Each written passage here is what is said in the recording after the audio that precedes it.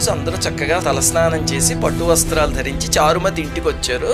చారుమతి చక్కగా ఇంట్లో షోడశోపచారాలతో అమ్మవారిని పూజించి భక్ష్య భోజ్యాలన్నీ అమ్మవారికి నివేదించి 9 పోగులున్న దారాన్ని చేతికి కట్టుకుని ఆ స్త్రీలందరితో కలిసి అమ్మవారి మండపానికి ప్రదక్షిణాలు చేసింది. మొదటి ప్రదక్షిణ పూర్తవ్వగానే కాళ్ళకి అందెలు ప్రత్యక్షమయ్యాయి. రెండో ప్రదక్షిణ చేయగానే అందరి చేతులకి నవరత్న ఖచ్చిత కంకణాలు, మూడో ప్రదక్షిణ చేయగానే అందరూ సర్వాలంకార భూషితులయ్యారు.